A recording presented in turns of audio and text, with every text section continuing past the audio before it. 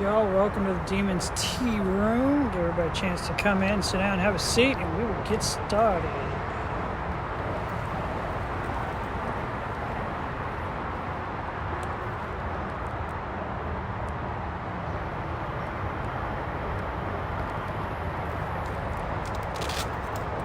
Greetings, Cassandra.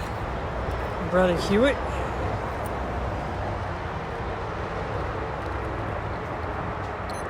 Crystal, welcome guys. Welcome. Welcome, Chaz.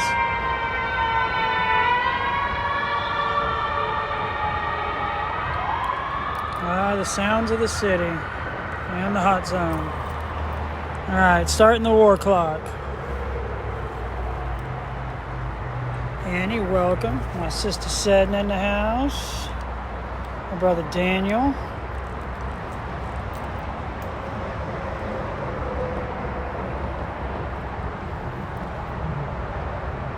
Not a bad day, Daniel. Kind of in a weird mood, but not too bad. We'll talk a little bit more about that here in a little bit when I talk about the streaming fiascos I'm going through.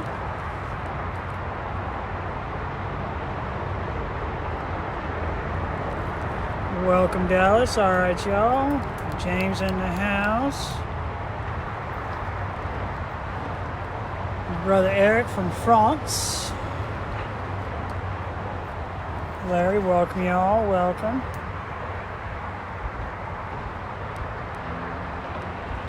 Brother Brian from Florida. Welcome, guys. Come in, grab a seat, grab a drink, sit down, and let's get started with the Demons Tearoom. Keep the wind from blowing my notes everywhere.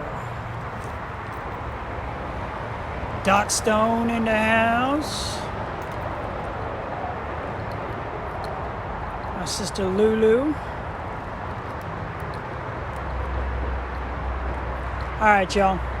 So, if you guys new here to the Demons Tearoom, welcome to the Demons Tearoom, not your grandmother's cup of tea. I'm Cedric. I'm going to be your host today in the Tea Room. I am the lead investigator and founding member of New Orleans Paranormal Explorers, also known as the Nope Team. We do paranormal investigations all across the country. I am also a paranormal tour guide with Haunted History Tours here in the lovely city of New Orleans, and as you can tell, also kind of dabble in the world of leatherwork a little bit. So, our first public service announcement for today, since the wind is going to blow my stuff everywhere. Guys, I know it's a holiday weekend for a lot of y'all out there. Keep this in mind, guys. This is not the time for us to be practicing Easter and all that with big groupings and big gatherings of families. Don't do it, all right? News is starting to come out. We're starting to see the curve starting to maybe go the way we want it to. Let's not jack that up by everybody going out this weekend. I know it's nice outside, but do it on your backyard with your people you're already locked down with, all right? Let's not kick it off and make it any worse. So stay at home. The more people go out, the longer we're going to be stuck in this hellhole, and the more people are going to die. So keep fighting the good fight and stay your butts at home. All right? All right, guys. Story time, children. Now, today's episode, we're going to be talking about the Beauregard-Keyes House. Not Keys, Keyes House. They're right across the street in the footprint of the Ursuline Convent. All right? They're on Charter Street. Now, the house itself was originally built in 1825.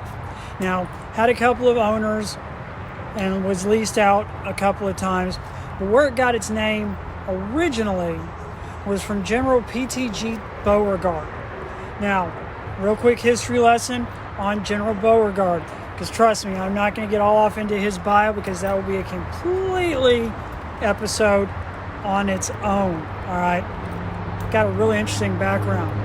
But suffice it to say, General Beauregard was born in 1818, fought in the American-Mexican War, then went on to be the commandant of the U.S. Military Academy at West Point up until 1861. Now, in 1861, we all know what happened. When Louisiana seceded from the Union, General Beauregard resigned his commission with the United States Army and joined the Confederacy. He was the very first brigadier general in the Confederate Army. Now, his first assignment with the new Confederate Army at the time was as commander of a small little fort there in South Carolina called Fort Sumter. For my history buffs out there, you guys all know what happened there. For you guys that aren't into military history, Fort Sumter is a location where the Union fired on the Confederate troops holding Fort Sumter, thus kicking off the Civil War. Now, General Beauregard goes on, commanded troops at Bull Run as well as Shiloh. Very, very bloody battles that happened at the start of the Civil War.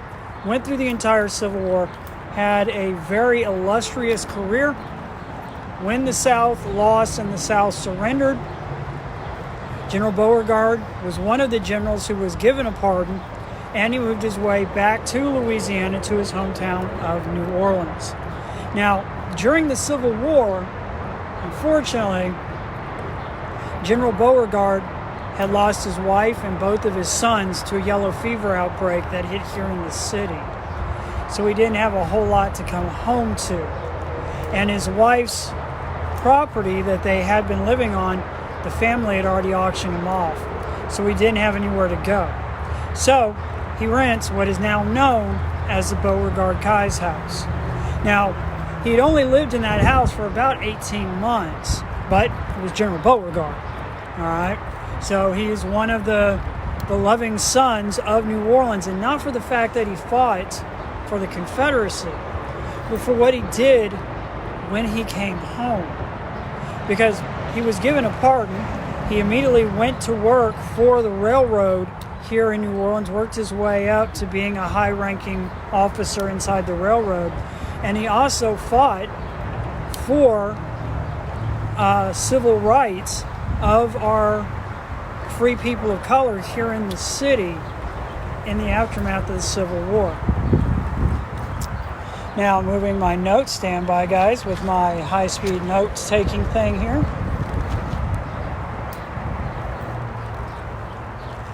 Now, General Beauregard ends up moving off to another house, but the house retained his name. Now, around 1904, an Italian family by the name of Giaccona moved into the house. Now, the Giaccona family started a business basically selling liquor and alcohol, and they sold it off out of the first floor there at the Beauregard House, which hadn't been known as the Beauregard-Keyes House yet. Still only the Beauregard House. Now, some histories say that they had mob affiliations, keeping in mind the city of New Orleans at one point had a larger Italian population than the city of New York. So, the mob, or as we call them here, the Black Hand, was very active here in the city. Now, some historians think that maybe the family had ties to the mob, some think they don't. Either way, what we do know is that the patriarch of the family, a gentleman by the name of Pietro Giaccona, turned that house into a fortress. All right? Taught his entire family how to defend themselves, how to use weapons and all of that. Because it was very widely known that the family wasn't paying the protection money that they wanted them to pay, and that they were basically giving a big huge to the mob here in New Orleans. So, one evening on a Saturday night, he had heard, apparently through the grapevine, that there had been a hit put out on the family. So, he had his wives and his daughters go off in another part of the house, and him and his son send an invitation to the 4 hitmen that are supposed to be coming to the house and give them an invitation to dinner. Well, about halfway through dinner, the patriarch of the family and his son stand up pulling hidden pistols and proceed to shoot the hell out of the hitmen, killing 3 of them instantly. The 4th one who was gut shot, made his way out through a kitchen window, it's told, into the garden that sits right next to the Beauregard-Keyes house, out onto the front there on Charter Street, and dies under a lamp pole right in front of the Beauregard house. Now, keep that story in mind, because we're going to be talking a little more about that and some of the paranormal activity that is reported at the Beauregard-Keyes house. Now, they stayed in that house. Let me flip my notes around here for you guys. Keep in mind, unfortunately, this is not a house that we keep like we do on our tours all the time. And I'm thinking I might start doing it on my tours even more once we get back. Now, they were in the house until 1925. In 1925, the house went vacant for a short period of time, and there was actually talks about demolishing the house and turning it into a macaroni factory and building a factory there right across the street from the Ursuline convent. Luckily, through some fights and through some intervention, both on the city as well as the state level, the house was protected, and we still have the Beauregard-Keyes house that we have today because of those operations. Now, in 1945, a lady by the name of Frances Parkinson-Keyes, I want to make sure I get her name right, moved in. She was a very, very famous author, moved into the house, and this is where it got its second part of its title, the Beauregard-Keyes House. Now, she lived in that house all the way up until the 1970s when she passed away. The Beauregard-Keyes House today is a museum. You can go in through it. You can also be rented out for weddings and that sort of thing. I will advise you, if you go visit the museum, do not ask them about the paranormal activity going on in the house. They get a little pissy about that. They do not like talking about the ghost stories of the Beauregard-Keyes house. Don't ask me why. But that segue, let's talk about the reason why you guys are here. Let's talk ghosts. Now, it's been reported in the Beauregard-Keyes house for years. Reports of seeing Civil War soldiers walking through the house. A lot of times they are dismembered or mangled in some way, and they're solid, just as solid as somebody standing in front of you. When people really start to go towards them is when they start to disappear. People have also reported from the street hearing the sounds of musket fire as well as the sounds of battle coming from the house. When investigated, they don't find anything. Now, one of the theories on this is, keep in mind that General Beauregard, when he moved into this house, one of the theories is that he had attachments, keeping in mind he was the commanding officer at some of the bloodiest battles in the Civil War, and that some of those troops could have attached to him. It's also known that General Beauregard, his entire life after the Civil War, he carried a huge amount of guilt with him throughout the rest of his life. Because, let's face it, he had been an Army officer, an honored Army officer, and he watched his country get ripped apart and had to be a part of that. Plus, as a commanding officer, he led a lot of those men into their deaths.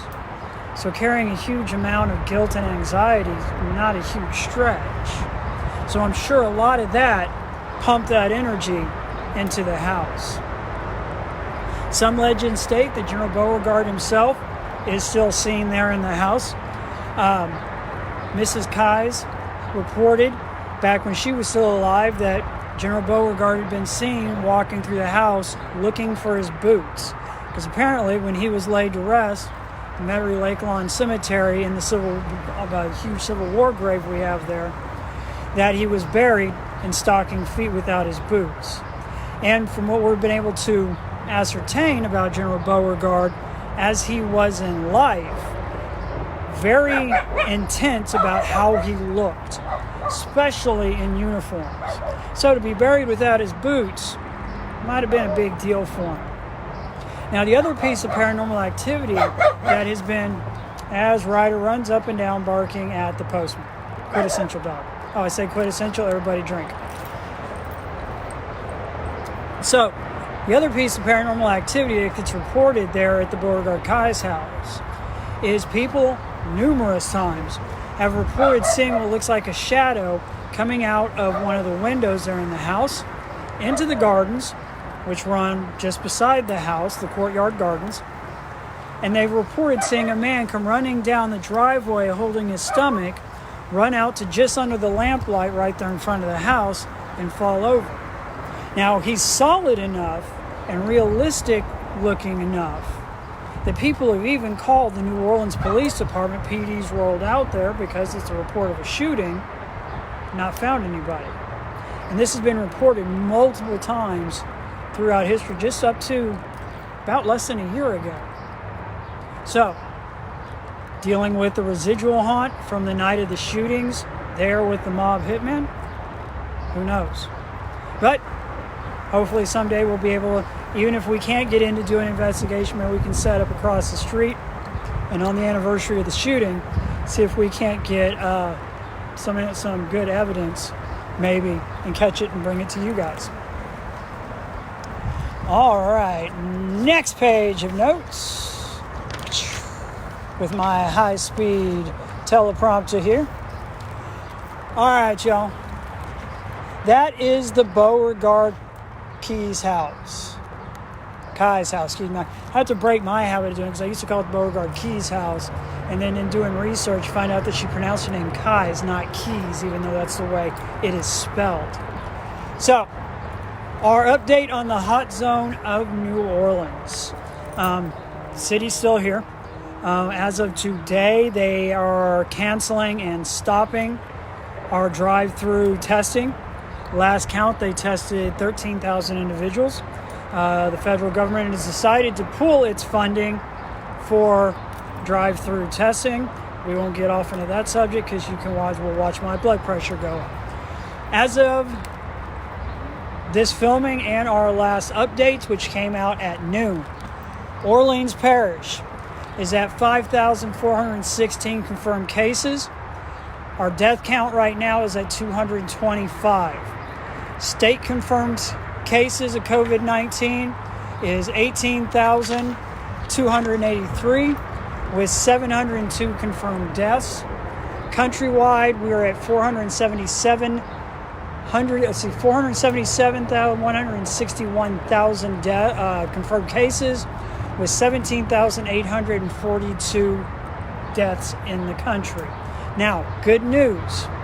As of 12 o'clock, our recovered numbers are 26,541 people who have recovered and are doing better. Keep in mind, y'all, these numbers, we all know these numbers are skewed and not right. All right? There's so many people they're not reporting, and again, we're not going to dive off into that shit show, but you guys know where I'm coming from. Keep that in mind. So, as I said, they have stopped drive-through testing now here in New Orleans as of today. They will only be doing testing at the hospitals and at some of the clinics. So, that's it for our updates on the hot zone. The Demons Tearoom, bringing you the truth, no matter how bad it hurts. All right, you guys. Our last public service announcement for today. Remember, if you guys decide to go out to go shopping, to resupply, anything like that, remember to use the Tonto defense. And if any of you are wondering what the Tonto Get On defense is, one of our lovely individuals who's on here right now has done a demonstration video of the Tonto Get On It defense, Brother Hewitt, and that is up online on Facebook. So if any of you want to get the technique down and make sure you got it properly, even with the hip thrusts involved, Hewitt does a beautiful job in full armor, so you get the whole feel and the sound of Tonto Get On It going down. But remember to use your Tonto Get On It defense when keeping people away from you while you're out getting resupplied and heading back home and locking yourself back down. So, other than that, guys, update on the live streams. As it stands right now, my POS laptop, I am having unholy amounts of trouble trying to live stream. It won't even let me live stream on YouTube. I've tried it YouTube. I've tried it Mixer. It's driving me crazy and in fact pissing me the hell off. My techno witch is on it. Supposedly she's going to be trying some of her magic to try and get things to work. But I have not forgot about it. I've got leather projects in the process that I'm working on. I want you guys to be there.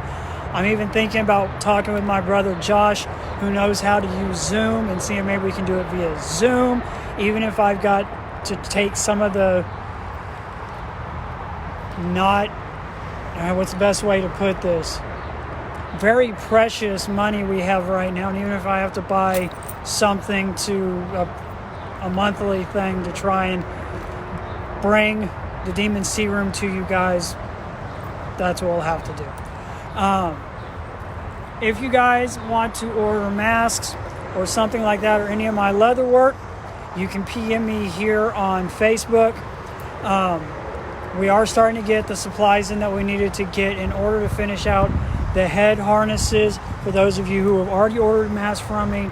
So those are deep off into the tooling, and we're getting those. All I'm waiting for now is some of the supplies to get in. And yeah, Josh, I know Zoom is free, but it only limits it to a certain number of people and less than 40 minutes, which really isn't going to help with the stream unless we keep popping off and popping on, which we could do. So we might try that. I'll talk to you about that after the stream. I'll hit you up via text or PM. Other than that, guys, as always, if you want to help out the stream, you want to help out the Demons Tearoom, Scooby Snacks are always helpful and appreciated. I will post links above as soon as I get this posted up online. If you want to donate and give tips to the Tea Room and help us out, as I've said before, y'all, Scooby Snacks are our lifeline to the world right now. So, having said all that, guys, I will see you guys same demon time, same demon channel tomorrow. Take care of each other. Stay healthy. Remember, keep your butts inside. I know it's a holiday weekend and I know it's nice outside, but let's not, as they've said, take our foot off the gas. It's time to hit the NOS, push this thing through so we can get to the other side of this crap. So, much love and mad respect to my entire fam out there. See you guys, same demon time, same demon channel. Remember to boost the signal for me. Smash that like button. Subscribe on YouTube. Help us boost the signal because they can't stop the signal. Till tomorrow, y'all. Peace out. Much love.